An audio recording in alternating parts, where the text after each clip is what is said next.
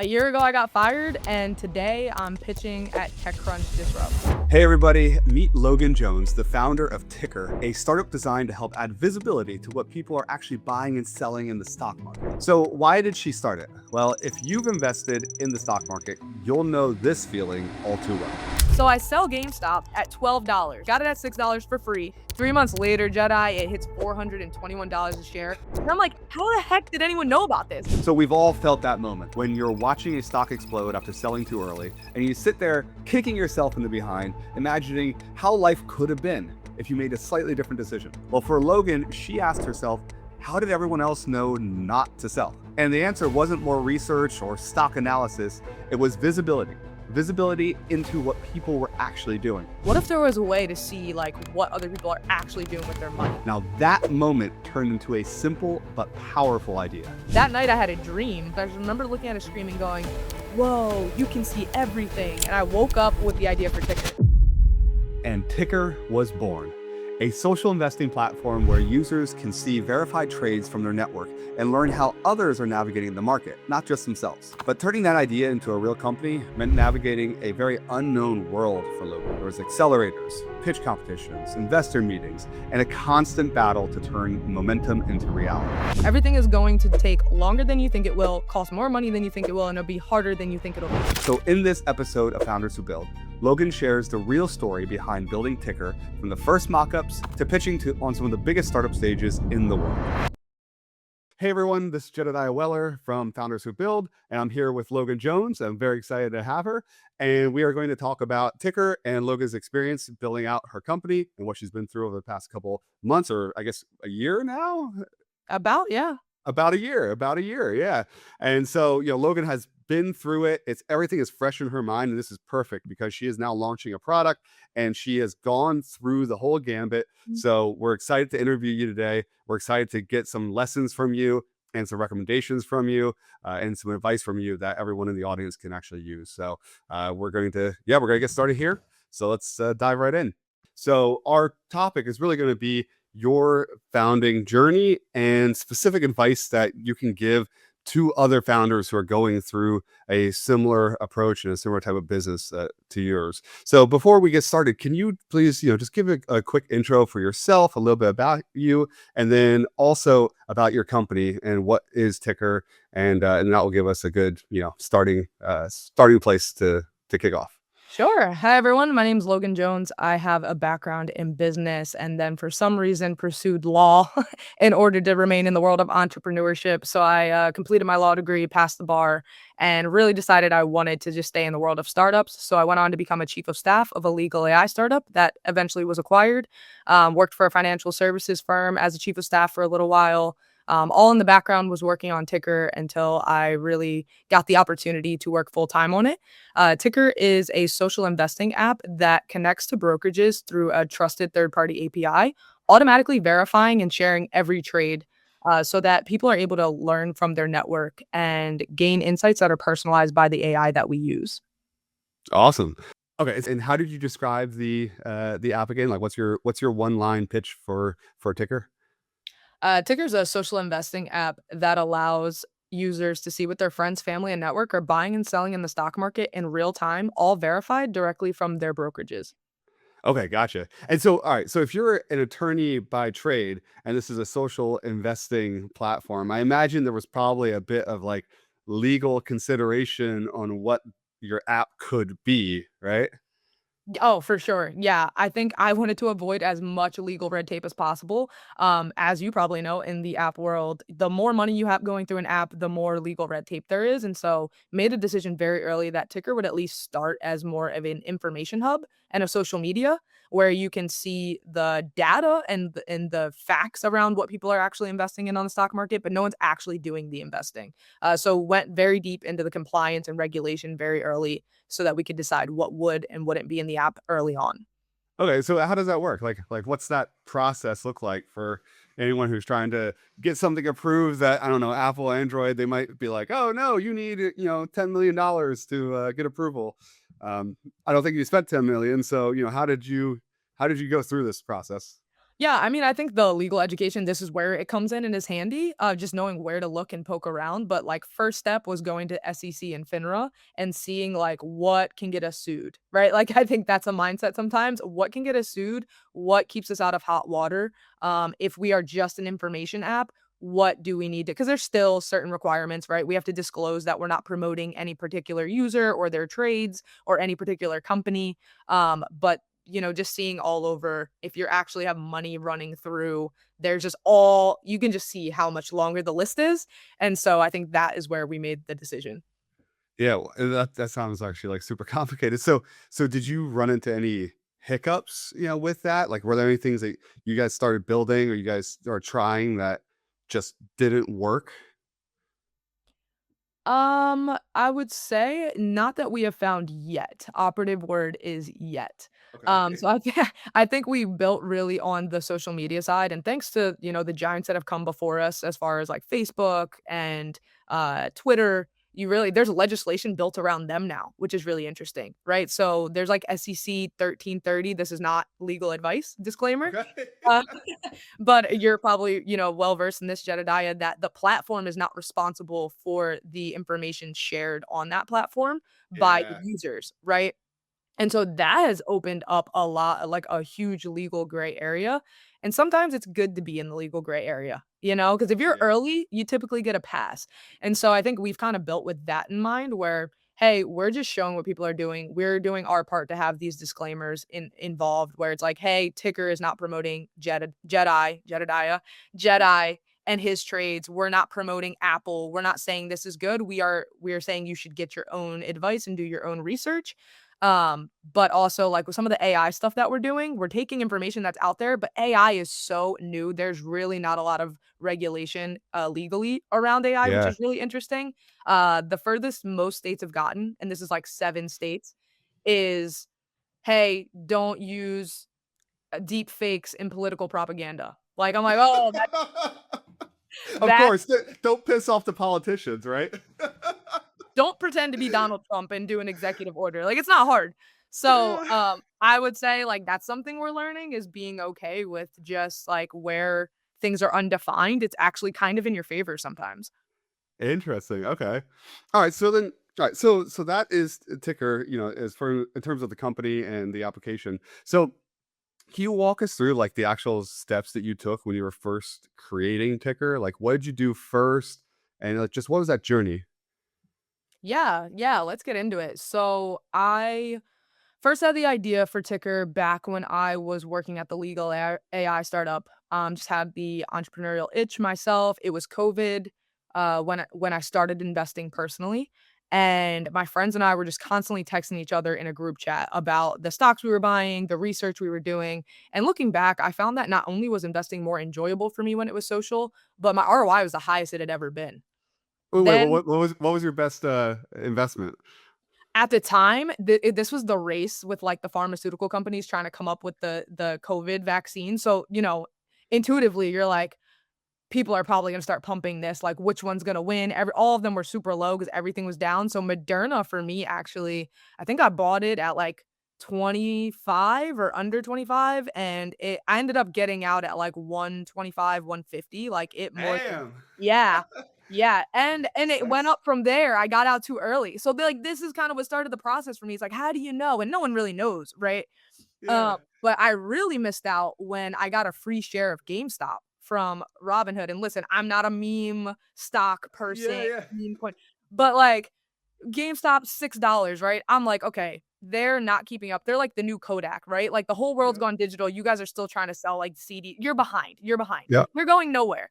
So I sell GameStop at $12, right? I got it at $6 for free, 2x money I didn't spend, thinking this is going nowhere in an increasingly digital society.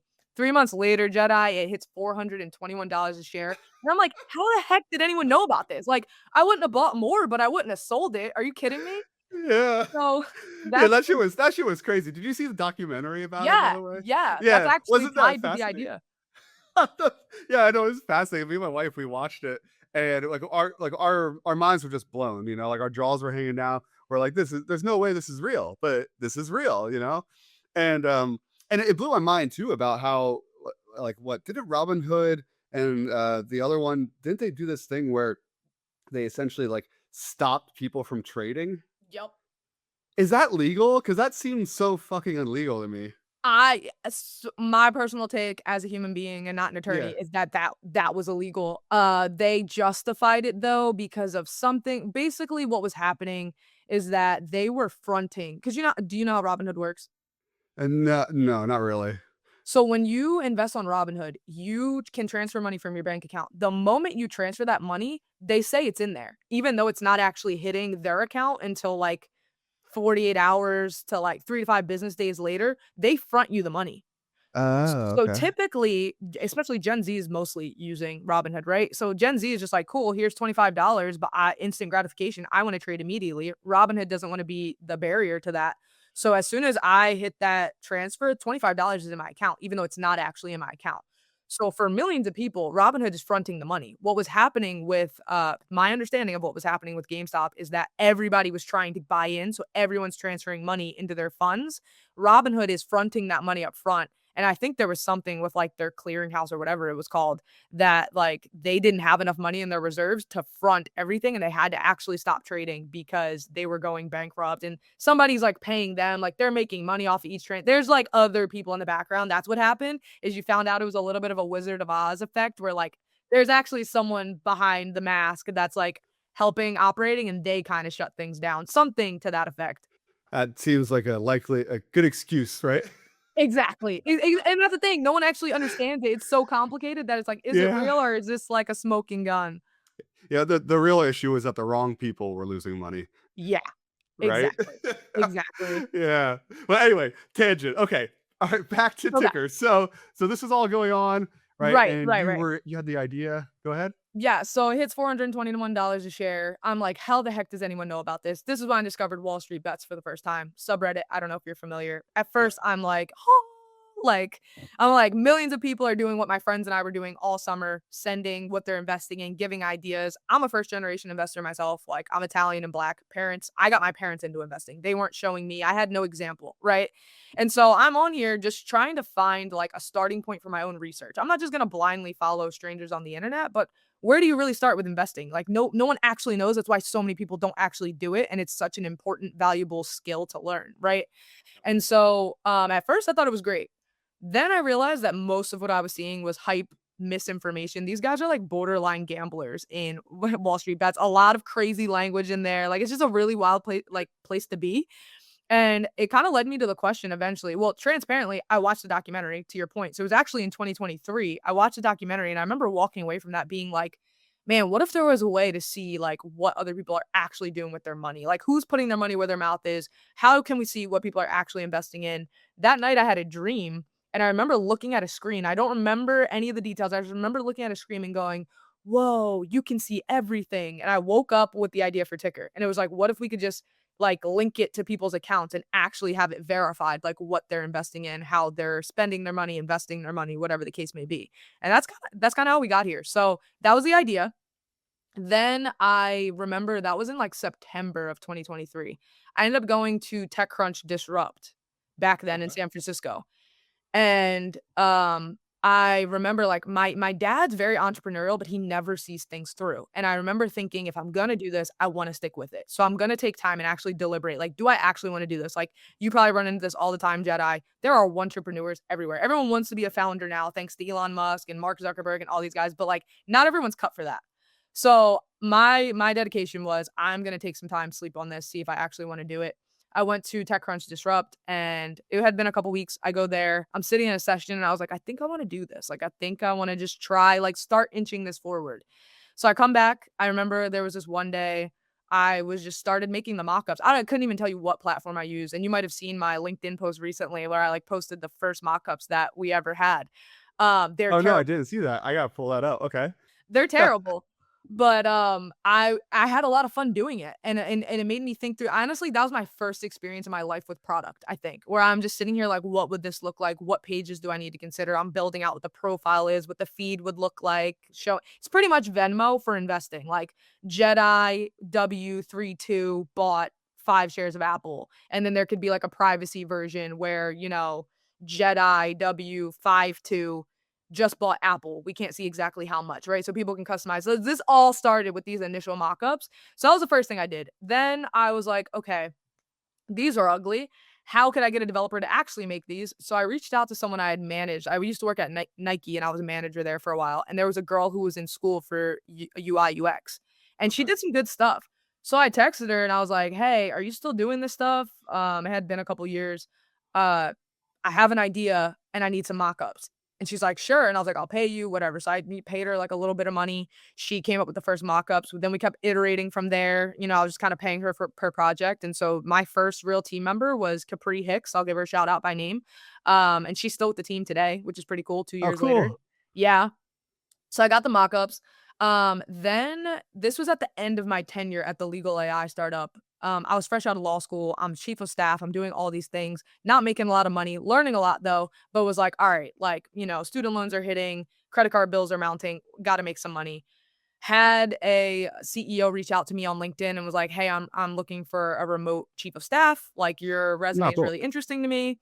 We get on a couple calls. Within 10 days, I have a job offer for triple what I was making. So I'm like, Wow. yes, right? So I get there. I think with Ticker, what I had been doing was just like applying to like accelerators, like just being like, is this idea even anything to anyone? Like, let me just get it out there, see what the traction is. First thing I applied to was Founders Institute or something in Philly.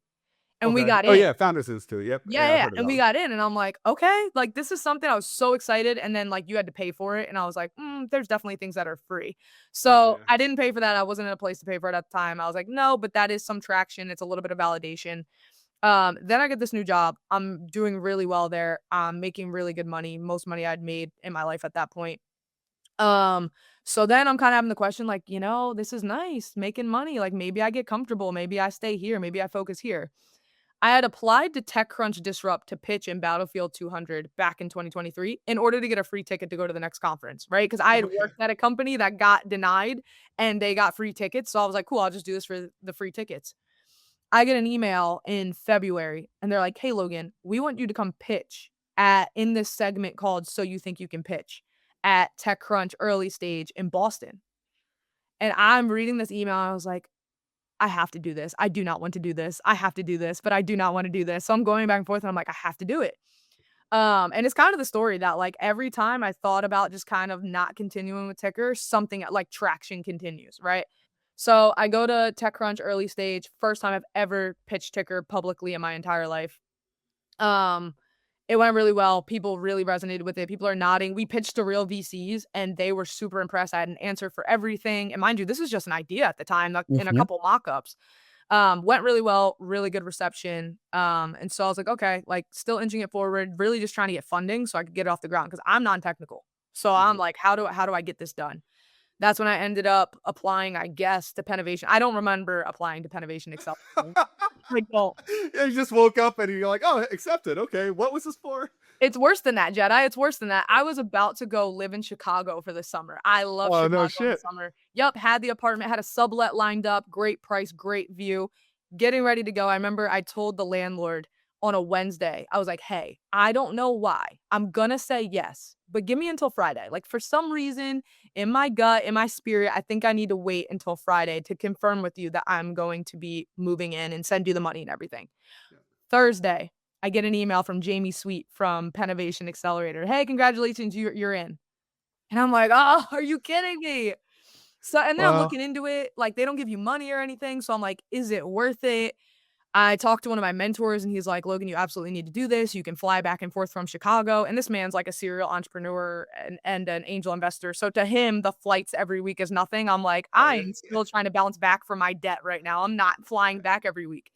Yeah. So, ultimately, turned down Chicago, decided to, go to this accelerator. That's where I meet you, Jedi, as you know. Yeah. Yep. And honestly, it's the best decision I ever made for Ticker. That was a big catapult Cool. for where we were at. We ended up meeting you. You actually brought me my first developer, our high school prodigy, Casper. No, no way. You ended up hiring. Yeah, That's he awesome. yeah. So, Jedi reaches out to me. This is a pause. This is a side story to everything with Yeah. Pennovation, but after Pennovation, Jedi reaches out to me. He's like, "Hey, Logan, I have this high school kid. I don't know what to do with them. You want to talk to him?" So I get on this call. I have no idea what I'm expecting, right? So I get on this call with this kid, Casper. His name is Casper. I'm like, what are we doing? And he has a presentation ready to go. And he's like, here's the 5 apps I've built and the downloads and blah, blah, blah, blah, blah, blah, blah, blah, blah. He And was I was so like, prepared, right? yes, Like, yeah, he did the same thing to me, and we didn't have a position open, but this guy was just so freaking prepared for everything. And I'm like, "You're in high school?" I'm like, "I 16. yeah." I'm like, "I didn't even know like how to make a presentation in high school," you know? Right, right. Yeah. And I don't know how to code. So this kid's like, I got 5 apps. This one had 130 something thousand downloads and it got taken off the Right? app store and it's probably a quick fix. I haven't looked at it. I'm like, I literally was sitting there. I'm like, this is Mark Zuckerberg Jr. Like, this is going to be the next Mark Zuckerberg, but with like better morals and ethics. Like, this is awesome, you know? So I pitched him Ticker. Now I was like, yeah, this is what I'm working on. I wasn't even trying to bring him onto the team. Like, at this point, I'm still trying to figure out like what I'm doing, which we'll get to. We'll go back. But he was like, I'm in. Like, I want to join. So that's Casper was our first developer. He started working on the front end just from mockups. I really had no guidance for him, and he just got going. So that was awesome. Met you at Pennovation. You connected me to Casper. Also met another founder. Her name was Rachel. She got into Mass Challenge, which is funny. I made it to the second round with Mass Challenge, and they didn't get it. I was talking to a bunch of like Gen X boomers, like they were like, who would want to show their investments to people? We don't get it, which is now funny because Robinhood Social just announced that they're doing something very similar. So now the Oh, no validation's way. there. Yeah. Yeah. And Um, so is that so are they competing with you then now? Essentially, the Okay. leg up that we have is one, they only have data from Robinhood users, so it's just for the users. But for people who don't want another app or don't care about seeing what other platforms are doing, it could be a value add. We have all like pretty much every brokerage that our target market, which is mainly Gen Z to start out, is using. We have all the big ones. We also have AI that tailors insights to the user's level of sophistication. So it like identifies and classifies how sophisticated they are with investing and then is designed to grow with them. Wow, okay. And so, like, when you found out that they're coming out with this, like, what was the f how did you feel at that moment? I was actually on the call. We had gotten into 3 programs in 1 week. All of them were accelerators that may invest at some point. Like, they don't invest at the outset, but they are considering you for investment throughout the entire program. Like, pretty decent sized checks for where we're at, like good pre-seed size checks. So, we got into 3 accelerators within 7 days. I am on a call for TechCrunch Battlefield 200, the kickoff call. And they're like, "Congratulations, like, your odds of getting in are lower than YC. Like, if you made it, you're a legit company. You're one of the top 200 most promising companies in the world. There's 40 companies represented," right? We're on this high. I'm on this call. One of the he's kinda like a mentor that we're engaging to potentially be an official advisor for us. He's also a VC. He messaged me on LinkedIn. He's like, "Hey, Logan, did you see this?" And it's the press release, and I see that like 10 different news articles came out. Robinhood announces social media, Robinhood Social, and I was like, I get that we're kind of beating them to market a little bit. We have like a bit of a moat with like the relationships we're building with college investing clubs. Um, but man, like that really was a leveling moment for me of like, Yeah, crap, like the big yeah. dogs are here. It's nice because it adds validation to the idea. So like I think that's why I mentioned it with Mass Challenge is like no one's gonna be asking us anymore who would do this. Now the question is gonna be how do you compete with them? You know, but it's like, oh, that's Yeah. what it took for this to be validation, but I get it. N no one believes you until you do it, and it's true, right? Right, and we've been in TechCrunch articles twice, so, like, I'm just gonna go with the belief that, like, Robinhood's now seen us enough to be like, "Wait a minute," because I bet you they just built a really nice landing page to be like, "Robinhood Social." They don't even have the app's not coming out until or that part of the app is not coming out until sometime next year, and I'm like, "They have the manpower to just whip this out," whereas, like, we've been trying to inch this forward for some months now. You mentioned, Logan, that you, were in TechCrunch articles twice. How did you get into this? So when we were selected for So You Think You Can Pitch, they announced that ticker was one of 3 companies. We were one of 3 companies selected. So they talked about us there. And then we were just selected for TechCrunch Disrupt Battlefield 200 as one of the top 200 most promising companies in the world. And so Oh, they cool. had a release that's like, see who made the cut, and we're in there as well. And then Oh, right okay, after cool. that came out, a few weeks later, Robinhood announces they're doing Robinhood Social. Have you done any, like, intentional outreach for, press, to, like, message, like, newspapers, that kinda thing to get the name out there? I'm starting to, especially Okay. now that we got into TechCrunch, just trying to ride that wave of that news. So one, I've reached out to like local news because I'm in South Jersey. I'm over by the beach. Not a lot of people from my area are doing what we're doing. Also, Mm. Philly, we have touch points there. So reaching out there and then specifically to TechCrunch journalists as well, because they're looking out for Battlefield 200 contestants to kind of cover. And we have an interesting story because I'm actually pitching on I'm pitching in TechCrunch Disrupt on the anniversary of the day I got let go from my last job, which is Oh, kinda that's where the cool. story is going. Yeah, so on the anniversary, the first thing I said when I got fired was, "This is God kicking me out of the nest to work on Ticker." And on the anniversary, we are pitching and we're launching the day that we're pitching. I'm ending my pitch at TechCrunch with, "And we're launching in the app stores in 3, 2, 1, and we will be in the app store." So it's pretty full circle. That's cool. That's really cool. If you are doing that, just a FYI, it takes about 1 to 2 hours after you click the button for it to actually be available, We'll so be in there early. okay, cool, okay, But yeah. everyone's gonna go look when we say it, so Yeah, because I made that mistake once. I was doing like a live. I was like, I was literally live on. I forget what it was. It was like maybe YouTube live. I clicked the button. I'm like, all right, everyone should be able to download it now. And it's like, nope, hour later. Yeah, but all right, cool. Okay, cool. So Logan, I guess when you were pitching, 'cause I know a lot of founders want to pitch and they want to do all that, right? And you guys, you were selected where others were not. What would you say was a mistake that the other companies you were competing against made? That kind of let you overcome them. You know what I mean? that's a good question. I feel like I almost wanna flip the answer on its head, though. Like, I think the thing that we did that worked out for us is getting the opportunity to pitch in TechCrunch early stage. As I mentioned, I didn't wanna do it, but I did it, and I did a really good job when I pitched. Like, I speak really well, people tell me, and I am pretty good at pitching, apparently. I love speaking in front of people, and so out of the 3, I really stood out to the guy who put on the program, and I was actually hiring for a product manager, so we haven't even gotten into like all of that side of the story, like how Pennovation accelerated us. But skipping ahead a little bit, we ended up getting connected through one of the other founders at Pennovation to Northeastern's co-op program. And they have master students and undergrad students, mainly master students that we work with, who will work with you to get real hands-on experience. A lot of them are international students too, so they need like an American opportunity to help them get future paid roles. A lot of them we went through that and got them as a part of as a part of their academics. They are working with Ticker. And so we got our first 3 developers, and they started building out the back end from the front end that Casper was working on. And one of them comes to me one day and he's like, "Logan, I really think we need a product manager. Like, you're playing part product manager, I'm playing part product manager." Like, the whole team was product managing. And I've never been a PM before, so I'm learning the ins and outs of that as we're going. And so we ended up posting a position for it on LinkedIn and hiring through that. One of the guys that we actually hired a couple people, but one of them that we brought on, he's actually now my co-founder. So we went through like a Oh, trial with cool. him working with us. Then we went through a 3-month trial of him as my co-founder, like a co-founder trial, and we just finalized. He's officially my co-founder and COO. So that was cool. But posting for that job, got the attention of the guy from TechCrunch that I knew from the So You Think You Can Pitch experience. He reached out to me, he was like, "Logan, we need to hop on a call, like, I see your team is growing, like, where are you at?" We get on a call, I let him know, like, "Hey, we're building the MVP right now, blah, blah, blah, blah." He's like, "When are you planning to launch?" I was like, "I'm ideally September, like, kinda going with the school schedule because we are leveraging the network effects on college campuses and students are in school, they're together, they're more willing to share." So I was thinking September, sometime in the fall.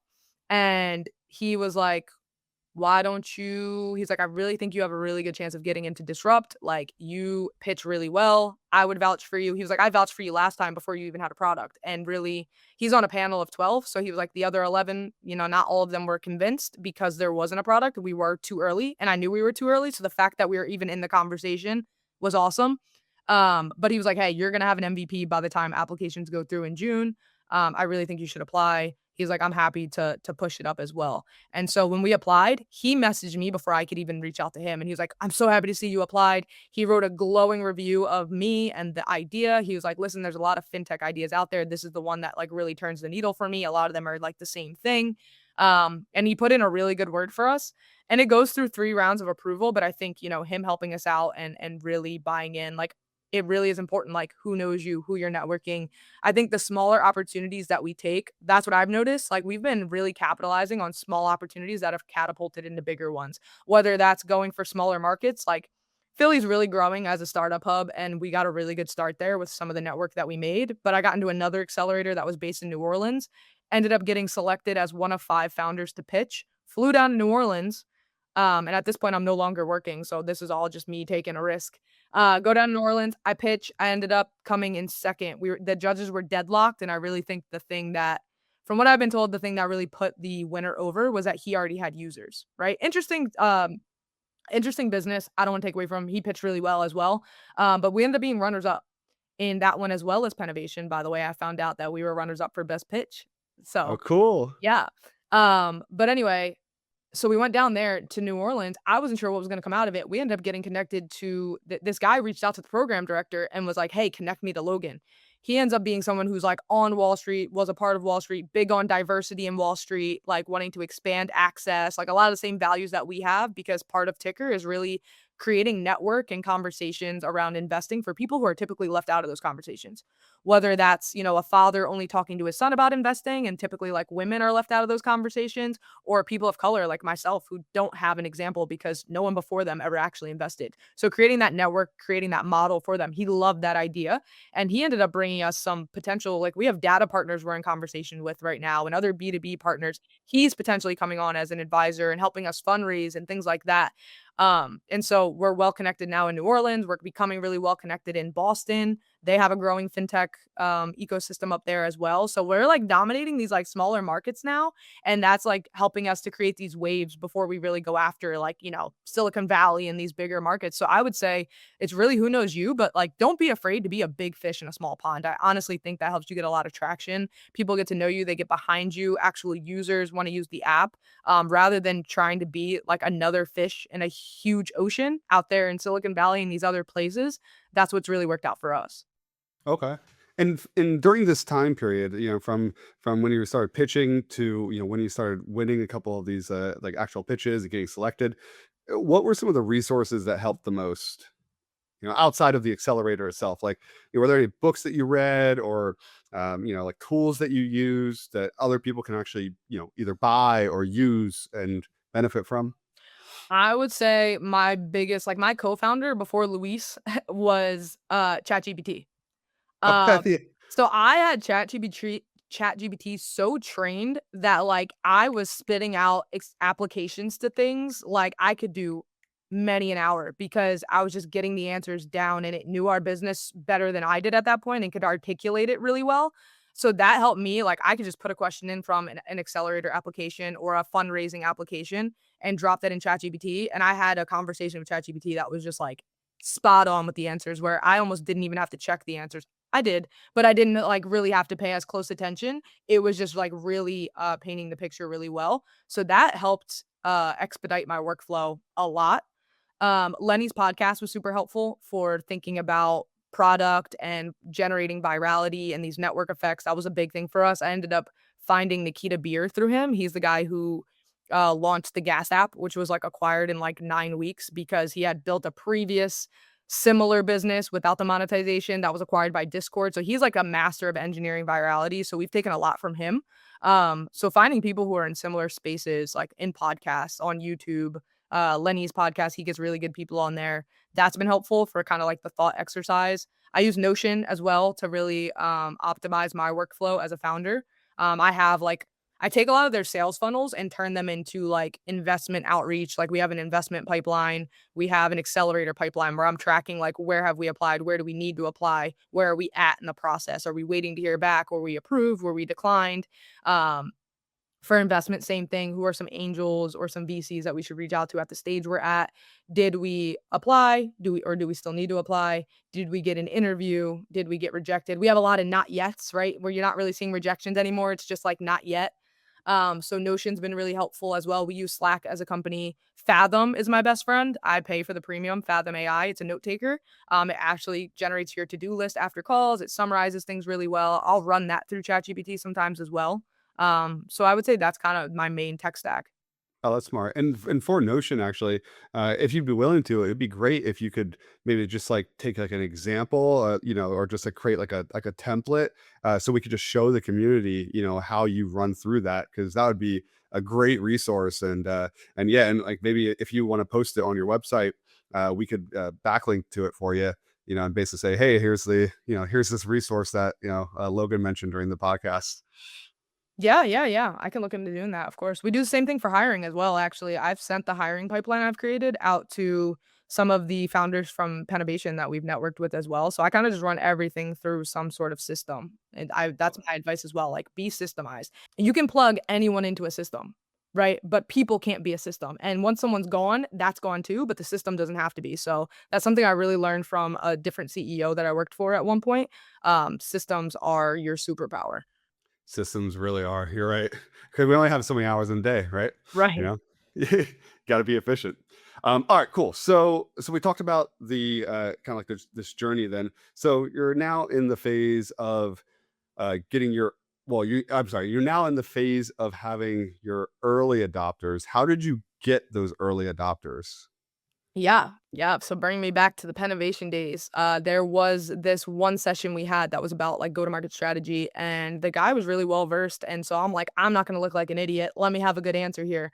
And so I pretty much identified through talking to another founder and talking through this in the accelerator, how can I get a lot of people at once for this app?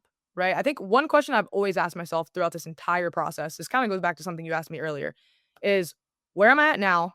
Where am I trying to get to, and what do I need to get there, right? So when I ended up getting let go for my job and I was like, I'm going full in on Ticker, I was like, what do I need?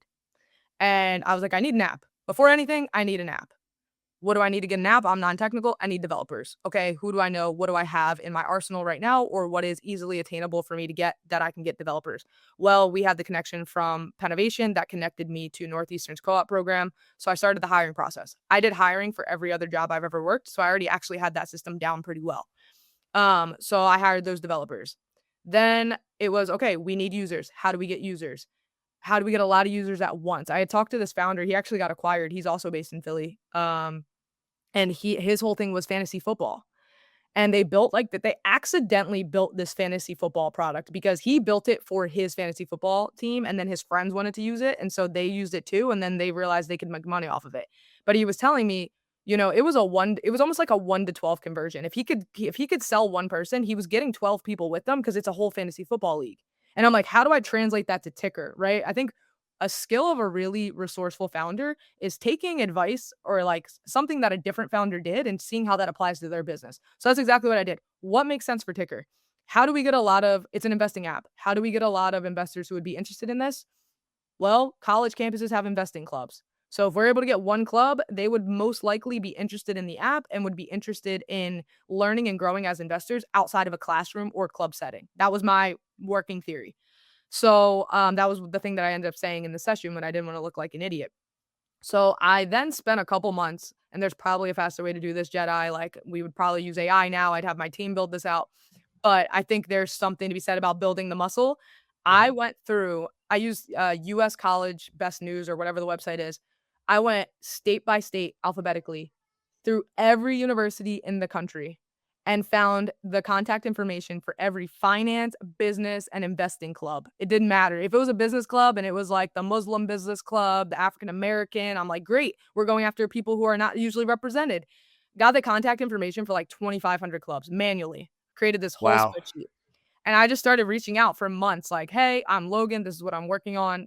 Kind of pitched it very short, briefly.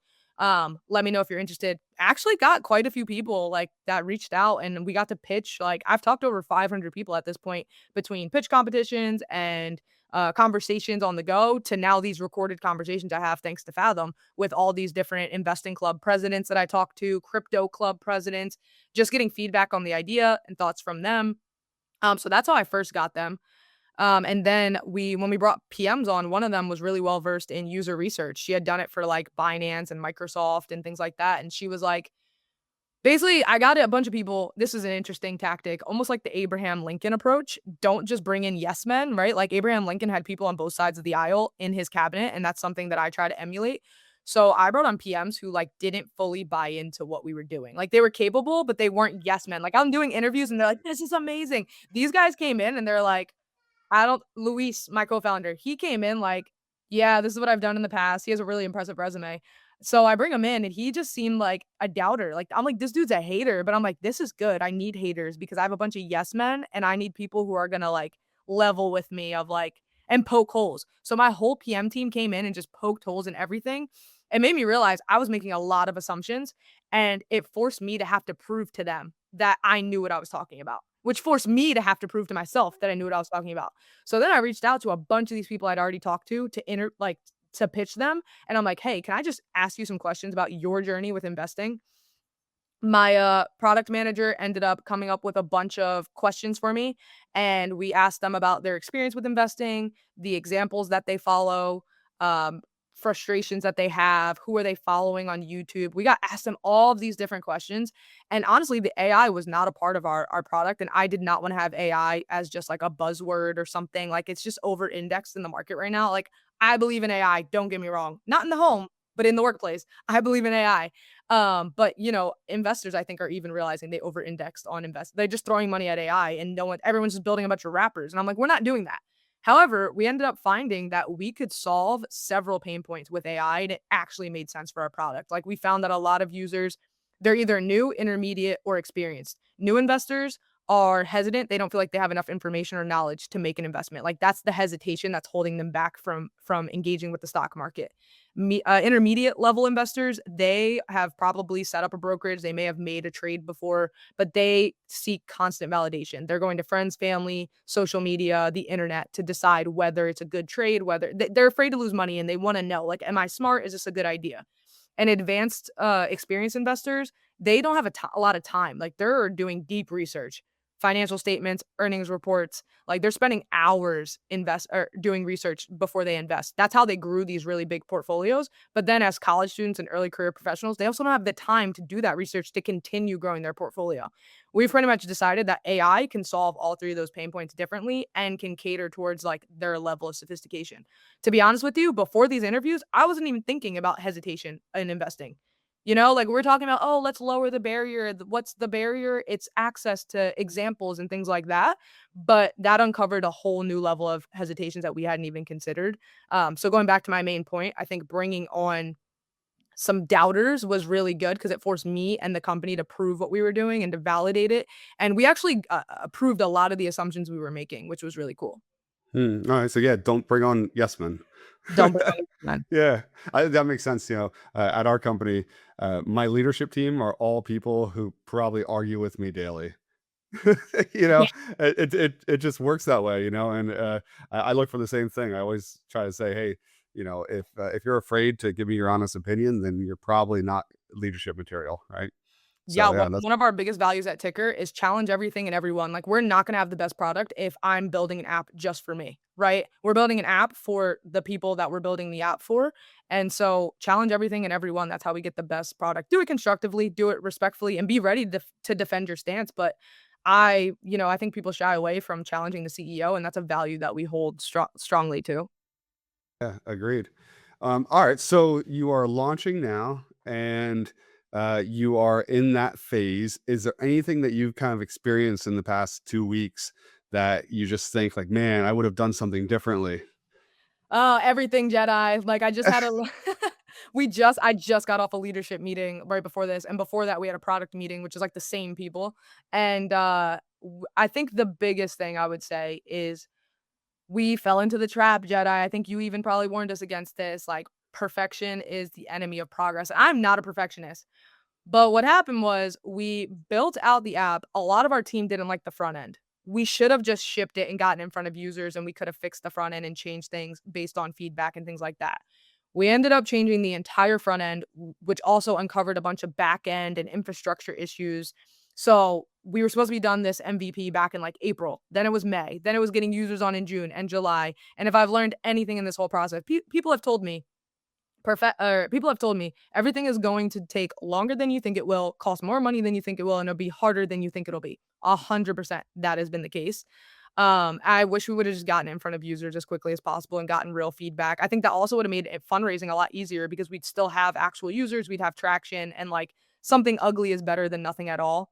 Second thing I would say, people always say first time founders focus on products, second time founders focus on distribution. I think I started focusing on distribution, got sucked back into product, and now like we're getting ready, we're testing out some go to market strategies, and like we don't have everything in place the way we should with like distribution and figuring that out. And so I would say those are the two things, like just shipping fast and being distribution ready. And I like the point you made earlier about the distribution, where these clubs are essentially, it's like a single customer is a club, but it's really 20 or 30 or 40 people that are in the club that are your customers. And that really decreases the cost of acquisition, right? Because now you're not looking for those 40 people, you're just looking for one club and the representatives. Like everyone always talks about, how do I acquire my customers? And what I think a lot of people don't understand is customer acquisition is freaking hard, and it's expensive, no matter how you go about it, whether you pay ads or whether you try like cold outreach to people. It takes a lot of time. One thing that we tried with Startup Wars was we were doing the same thing. We were reaching out to all these people on LinkedIn, and it was just taking forever, even with a bot that we were using to do it. Right, it was still taking forever because you only send so many messages per day.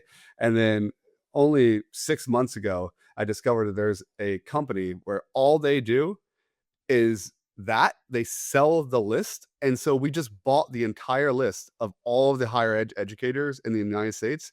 We bought for $1,000. It's like I spent a year on this and I could have just bought the whole thing for $1,000 and been done with it. Like, what an idiot am I, right? Yeah. So No, but it's also like, where do you find the list? Because I started looking for a list, and I was like, I got to build the list myself, I guess. So let me know where you got that list. yeah, I'll send it to you. I think it's called like K-12 schools or something like that, but I forget the exact name. I'm not sure if that is the name. I'll ask my one team member to send it to you. But yeah, so now I look for those type of companies, like those essentially the data brokers, I guess, for any type of list to outreach, because it's just so much easier. Yeah, you're either exchanging time or money. Like that's kind of the name of the game, right? So I spent months scraping a list. You just spent $1,000 to not have to do that anymore. But yeah, definitely learning that as well. Yeah, time and money, and we can get more money, we can't get more time, so Right, which is more right, valuable, right? right. Yeah. All right. Well, Logan, we are coming up to the end of our session here. I think this has been fantastic so far. Are there any like last pieces of advice or recommendations that you would make to other founders who are about to go through a similar journey as you? I mean, I think some top of mind, I have a couple of cliches that are top of mind. Like, it's not about where you start, it's where you finish, right? Like, I remember starting out like, man, I just like got let go unexpectedly, failed as a chief of staff. How can I be a CEO? And now I've rallied over 30 people to believe in this idea and be a part of our team at one point or another. I've we just had a team meetup, and 11 out of 11 of the people that have ever worked for us that lived in that area all came out. And it was just, like, great camaraderie, like, you never know what you can do, I think, until you really have your back against the wall and you really see your full potential, so I think, it's not about where you start, it's where you finish and where you keep going.